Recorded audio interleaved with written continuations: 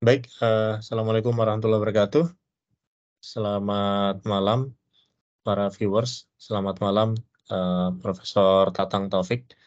Perkenalkan, kami dari kelompok 10 kelas Manajemen Teknologi dan Inovasi, kelas B. Saya Ahmad Rifki Anda dan rekan saya Putu Ayu Hartiningsih. Pada kesempatan kali ini kami akan mempresentasikan proposal tugas proyek kelas kami dengan judul Analisa Implementasi Aset Performance Management System guna meningkatkan operasional kilang melalui metode teknologi assessment framework di PT XYZ. Sebelumnya saya akan membacakan abstrak dari proyek kelas kami. Pada modern refinery industry, continuous process dan kehandalan peralatan merupakan faktor kunci keberhasilan atau kegagalan kilang. Menggambarkan peran pentingnya dalam ekosistem energi nasional, kilang ini berkontribusi sebesar 33% terhadap total produksi BBM nasional. Sementara juga menyumbang signifikan 60% kontribusi bagi kebutuhan energi wilayah Jawa, Bali, dan Indonesia Timur. Pada penelitian ini dilakukan analisa BMC dalam memetakan peranan bisnis PT XYZ di PT KPI dan tersampaikan bahwa PT XYZ ini memiliki tanggung jawab dan tantangan besar dalam memelihara dan mengoptimalkan lebih dari 300.000 aset peralatan kilang yang dimilikinya, dengan perhatian khusus pada 28 critical equipment. Mengatasi tantangan ini, penelitian ini difokuskan pada implementasi aset performance management. Tujuan utamanya adalah guna menciptakan inovasi yang dapat meningkatkan performance kehandalan peralatan secara keseluruhan. Dengan memanfaatkan pendekatan kualitatif, penelitian ini memberikan kesimpulan di 3 faktor. Pertama, menilai sejauh mana efektivitas implementasi APM. Kedua, memahami strategi-strategi terbaik dalam penerapan APM. Dan ketiga, membuat keputusan informasi tentang pemilihan teknologi APM yang paling sesuai dengan kebutuhan kilang. Metode teknologi assessment framework untuk implementasi APM yang disusun dengan teliti dan melibatkan kolaborasi multidisiplin antara tim operasional, teknik, dan IT, kilang berhasil mengintegrasikan solusi ini ke dalam operasi sehari-hari dengan efisiensi maksimum. Tidak kalah pentingnya, teknologi yang mendasari implementasi ini juga ditemukan memiliki peran dalam konteks yang didefinisikan oleh kompleksitas dan banyaknya aset. Penting bagi PT XYZ untuk mengadopsi teknologi APM yang adaptif dan handal. Pilihan teknologi ini menekankan pada analitik, kemampuan integrasi, dan desain antarmuka pengguna. Kesimpulannya, dengan implementasi APM yang strategis dan teknologi yang tepat, PT XYZ tidak hanya berhasil meningkatkan kehandalan peralatan, tetapi juga mereposisi dirinya untuk leading dalam efisiensi operasional dan keunggulan produksi. Hasil dan rekomendasi dari penelitian ini diharapkan dapat menjadi referensi pada kilang lain guna usaha peningkatan keberlanjutan operasional. Berikutnya, di bab 1 pendahuluan sebagai latar belakang, sebagaimana di abstrak tadi, bahwa refinery industri ini telah menjadi tulang punggung ekonomi banyak negara, termasuk di Indonesia. Dalam ranah industri ini, PT XYZ menonjol dari kilang yang lain sebagai kilang terbesar. Ia memainkan peran vital dalam pemenuhan kebutuhan bahan bakar minyak bagi masyarakat, mengingat kontribusinya yang mencapai 33% produksi BBM nasional dan 60% khusus untuk wilayah Jawa, Bali, dan Indonesia. Kehandalan operasional menjadi krusial. Dengan kepemilikan kurang lebih 300.000 aset dan 28 critical single equipment, menjaga kehandalan dan efisiensi menjadi tantangan tersendiri. Oleh karena itu, pendekatan yang inovatif seperti implementasi APM dapat menjadi solusi kunci dalam menghadapi tantangan tersebut. Kemudian perumusan masalahnya adalah bagaimana peranan PT XYZ dalam proses bisnis PT KPI, bagaimana tingkat kehandalan operasional dari PT XYZ, khususnya terkait dengan 28 critical single equipment, apa saja hambatan dan tantangan yang dihadapi dalam menjaga kehandalan dan efisiensi dari total aset yang dimiliki, bagaimana efektivitas implementasi aset performance management dalam meningkatkan kehandalan peralatan di PT XYZ, teknologi APM apa yang paling sesuai untuk diterapkan di PT XYZ, mengingat kompleksitas dan jumlah aset yang dikelolanya.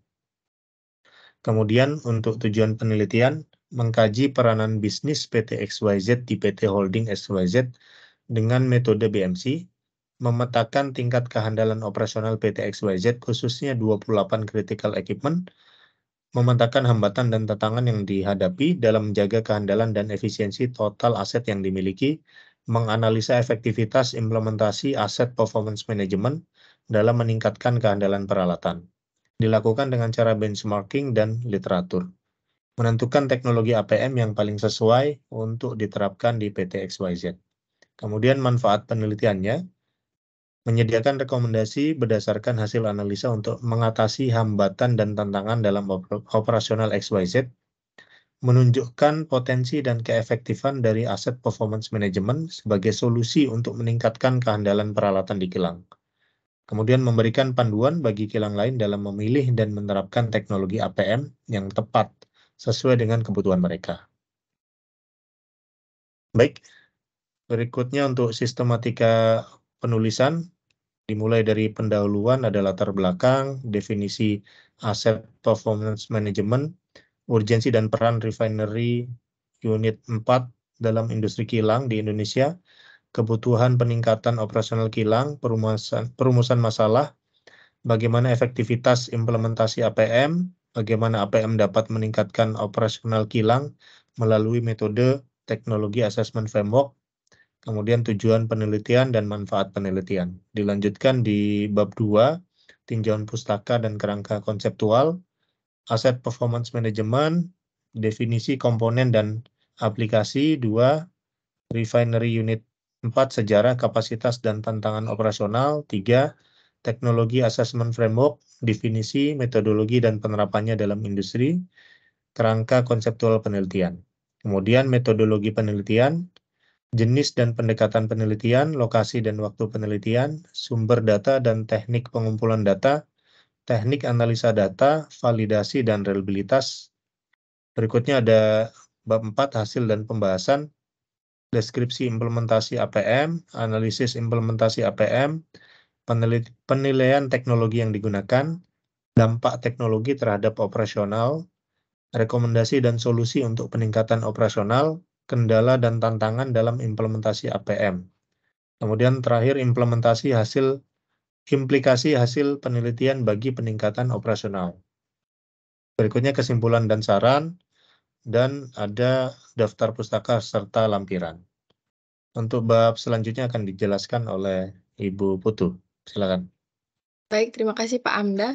Terkait tinjauan pustaka dan kerangka konseptual aset performance management berdasarkan BS PAS 55 tahun 2008 bahwa pengertiannya aset manajemen adalah kegiatan dan praktik yang sistematis dan terkoordinasi melalui sebuah organisasi mengelola aset dan sistem asetnya secara optimal dan berkelanjutan, termasuk kinerja terkait risiko dan pengeluaran selama life cycle untuk mencapai rencana strategis organisasi. APM sendiri didesain dengan tujuan untuk melakukan proses perpindahan behavior operator yang ingin mengetahui apa yang terjadi atau analitik deskriptif dan mengapa itu terjadi, analitik diagnostik menjadi operator dapat melakukan prediksi apa yang akan terjadi dalam kondisi operasi tertentu atau analitik prediktif. APM adalah metode pendekatan untuk mengelola penggunaan optimal aset guna memaksimalkan profitabilitas dan prediktabilitas dalam pasokan produk dengan fokus real margin berdasarkan aset per product code.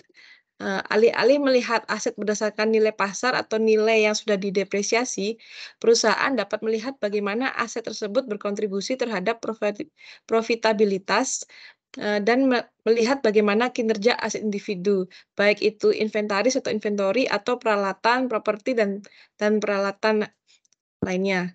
Mengembangkan visi tentang bagaimana mereka ingin mengalokasikan sumber daya ke aset di masa depan. APM tidak selalu hanya berkaitan dengan keuangan dan operasional, namun akan melintas batas fungsional. Ini menggabungkan IAM atau Enterprise Asset Management dengan informasi real time dari produksi dan kekuatan dari cross-functional data analysis dan advanced analytics. Secara lebih luas, APM melihat aset life cycle, memungkinkan organisasi untuk membuat keputusan yang mengoptimalkan tidak hanya aset mereka, tetapi juga hasil operasional dan keuangan mereka. Di sebelah kanan adalah visualisasi dari aset performance management. Nah, untuk teknologi assessment framework atau TAF, framework ini digunakan untuk mengevaluasi performance dari suatu teknologi berdasarkan 6 parameter indikator, yaitu teknologi, resource availability, regulasi dan kebijakan, sosial, dan dampak terhadap lingkungan. Selain itu, penilaian risiko akan dilakukan untuk menganalisa risiko yang terkait dengan teknologi tertentu. Untuk memudahkan penelitian kinerja teknologi, kriteria ini lebih disederhanakan menjadi metrik yang sesuai dan diberikan unit yang terukur atau measurable units. TAF dalam digunakan untuk menjadi tools dalam pengambilan keputusan berdasarkan informasi terhadap aplikasi dan kelayakan teknologi yang diminati. Gambar di sebelah kanan adalah schematic representation untuk indikator yang digunakan.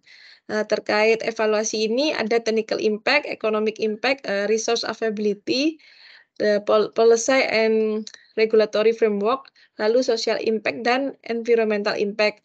Untuk resource and availability akan difokuskan di sini terkait vendor dari aplikasi APM, lalu customer service dari APM, terus after sales dari APM di Indonesia, lalu manpower untuk melakukan utilisasi dari APM setelah diinstal. Nah, terkait policy and regulatory adalah terkait cyber security policy dari PT XYZ, lalu communication data policy and standard di PT XYZ. Nah, untuk economic impact itu ada investment cost, lalu operation and maintenance cost, dan cost lainnya terkait implementasi APM. Untuk teknologi impact itu ada technical efficiency, technological maturity, terus bagaimana penginstalannya, apakah mudah atau tidak, terus dari sisi reliability, lifetime, dan safety terhadap installment APM. Nah, teknologi assessment framework ini, aplikasinya kerangka ini dapat digunakan untuk menilai teknologi yang baru muncul maupun yang sudah matang di berbagai sektor energi, air, perawatan, kesehatan, terus transformasi digital, bioteknologi, dan lainnya. Ini dapat digunakan untuk menguji kinerja setiap teknologi individu dan juga untuk membandingkan beberapa teknologi dalam domain yang sama. Contohnya penilaian teknologi terkait dengan digitalisasi asset performance management. Nah, keuntungan menggunakan TAF adalah memberikan manfaat kepada industri, pembuat kebijakan, akademisi, dan orang lain yang mengambil keputusan yang informatif dalam jangka pendek atau panjang mengenai aplikasi dan kelayakan teknologi tersebut. Ini juga digunakan untuk mengidentifikasi teknologi yang berpotensi besar, teknologi yang sudah muncul, dan teknologi atau disruptive teknologi. Lalu penilaian yang tepat akan membantu mengidentifikasi peluang investasi bagi pengusaha, peneliti, dan para pengambil keputusan. Hasil dari analisa inovasi dengan TAF adalah pemilihan teknologi yang sesuai untuk implementasi, lalu arahan untuk membuat suatu kebijakan, contohnya memberikan wawasan kunci atau dalam pemanfaatan optimal sumber daya dan modal. Lalu, yang kedua adalah membantu perencanaan strategis untuk sumber daya dan teknologi.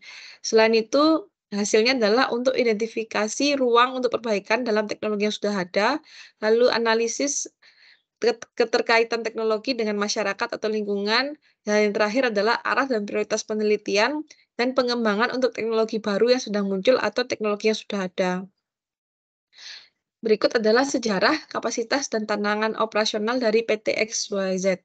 Sebagai perusahaan energi nasional yang sahamnya 100% dimiliki pemerintah Indonesia, PT XYZ telah menjalani misi utamanya sebagai penghasil minyak, gas, serta pengembangan energi baru dan terbarukan sejak tanggal 3 November 1957. Sesuai dengan ketentuan Undang-Undang Nomor 22 Tahun 2001, PT XYZ tidak lagi menjadi satu-satunya perusahaan yang ditunjuk pemerintah untuk melakukan bisnis di bidang produksi dan pendistribusian BBM bersubsidi atau public service obligation di dalam negeri. Penyelenggaraan kegiatan bisnis BBM dimaksud diatur oleh pemerintah dalam rangka memberikan subsidi kepada pengguna BBM bersubsidi yang mencakup premium, kerosin, dan solar. Di samping BBM bersubsidi, PT XYZ juga memasarkan produk BBM non-subsidi dan BBK yang pengolahannya mengikuti mekanisme persaingan usaha yang wajar, sehat, dan transparan dengan penetapan harga sesuai dengan berlaku yang di pasar. PT XYZ memiliki kapasitas 348 MBSD, adalah unit pengolahan bumi yang berlokasi di Jawa Tengah dan merupakan kilang terbesar dari 6 kilang yang dimiliki PT Holding XYZ di Indonesia. Kilang ini menghasilkan produk BBM, non-BBM, petrokimia, guna memenuhi kebutuhan dalam negeri. Nah, untuk mendukung visi misi dari PT XYZ, berdasarkan analisa keunggulan dan tantangan yang dihadapi, PT XYZ menetapkan satu visi yang didukung oleh pilar-pilar dan pondasinya, dengan penjelasan sebagai berikut. Visi atau cita-cita PT XYZ adalah menjadi kilang minyak dan petrokimia berkelas dunia pada tahun 2028. Untuk pencapaian visi tersebut ditetapkan PT XYZ memiliki misi menjalankan bisnis kilang minyak dan petrokimia secara profesional, berstandar internasional, serta berwawasan melalui pengembangan teknologi dan inovasi produk baru untuk menciptakan nilai tambah. Dalam rumah visi misi, PT XYZ memiliki 5 pilar, yaitu HSSE Excellent, Profitability, Reliability Excellent, Develop, dan Growth and Sustainability. Khususnya terkait profitability, yaitu optimasi dan revitalisasi manajemen aset, HSSE Excellence, Digital Security System, dan proses safety management, reliability excellence, dan develop and growth untuk pengembangan teknologi dan peralatan kilang, serta pengembangan digital refinery and monitoring. Oleh sebab itu, diperlukan suatu inovasi yang dapat mendukung khususnya 4 pilar yang disebut di atas, agar meningkatkan revenue perusahaan dan dapat dihindari dari unscheduled shutdown unit. Ini adalah bisnis canvas dari PT XYZ. Dalam bisnis canvas ini terdapat partner, di mana partnernya dari PT XYZ adalah pemasok minyak mentah dan gas alam, dan kita ada badan regulasi dan compliance, yaitu pemerintah, terus contohnya DNV, lalu internal holding dari PT XYZ, terus equipment dan teknologi provider atau OEM atau licensor, terus mitra logistik untuk material handling seperti katalis, equipment handling dari port atau oversea, lalu pihak kolaborasi penelitian dan pengembangan seperti ITS Technosense, LAPI ITB, dan licensor terkait.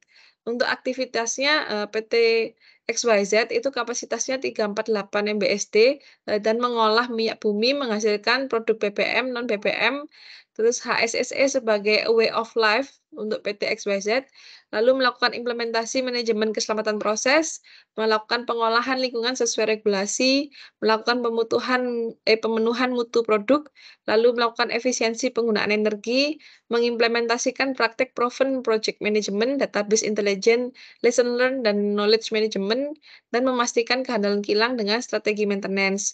Untuk resource-nya menggunakan simpanan minyak mentah dan sumber gas alam, lalu ada infrastruktur pengolahan, unit pemrosesan, terus pipa dan tangki penyimpanan, lalu terdapat tenaga kerja terampil seperti engineer, teknisi, dan operator, dan perizinan dan lisensi regulasi. Resource-nya lagi yang terakhir adalah teknologi canggih untuk pengolahan dan pemantauan atau monitoring. Terkait values, yaitu providing clean and efisiensi energi sampai 100%, lalu memastikan produk quality standar Euro 2, lalu plan availability factor minimum di 99,35%, dan pemenuhan regulasi environment mengacu pada Permen LHK nomor 87, lalu sistem pemantauan kualitas air limbah secara terus-menerus dalam jaringan atau sparing online sesuai Permen LHK nomor 93 tahun 2019, dan melakukan pelaporan online untuk CEMS melalui sistem informasi pemantauan emisi industri kontinu sesuai dengan Permen LHK nomor 13. Terus ada pemenuhan TRIR 0,15, crude flexibility sebesar 2,24% sulfur di CDU, terus refinery energy intensity index itu 103,3%, melaksanakan project on time, on budget, on specification, on return, dan yang terakhir adalah digitalisasi PT XYZ.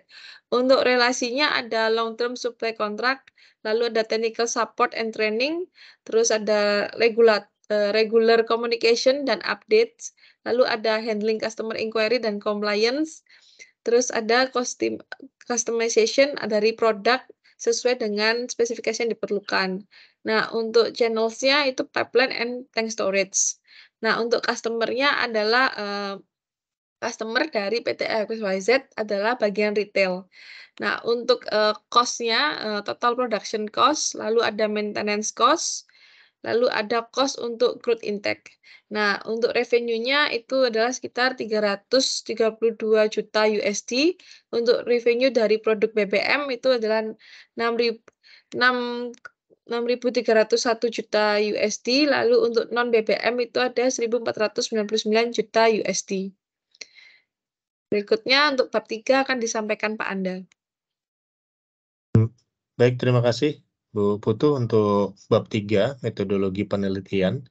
Jadi untuk jenis dan pendekatan penelitian, penelitian ini merupakan penelitian kualitatif yang bertujuan untuk memahami dan menganalisa implementasi APM di PT XYZ. Pendekatan yang digunakan adalah studi kasus yang menggambarkan pengalaman PT XYZ dalam melakukan kajian teknologi assessment framework untuk mengadopsi software APM. Berikutnya lokasi dan waktu penelitian. Lokasinya ini dilakukan di PT XYZ, kemudian berlangsung selama periode kurang lebih 1 bulan, sejak 1 November sampai 30 November. Data akan dikumpulkan dan analisis akan dilakukan selama periode ini. Berikutnya untuk sumber data dan teknik pengumpulan data. Sumber data utama akan berasal dari PT XYZ, termasuk dokumen internal, laporan, dan wawancara dengan personel terkait. Data akan dikumpulkan melalui observasi langsung terhadap implementasi APM di kilang, wawancara dengan manajer, teknisi, dan staf terkait, serta tinjauan dokumen internal yang relevan. Data sekunder juga dapat digunakan seperti literatur terkait dengan APM dan teknologi yang digunakan. Data akan dianalisis secara kualitatif melalui pengkodaan dan analisis tematik. Kemudian untuk teknik analisa data. Data yang dikumpulkan akan dianalisis dengan menggunakan analisis tematik, yaitu dengan mengidentifikasi tema-tema utama yang muncul dalam data.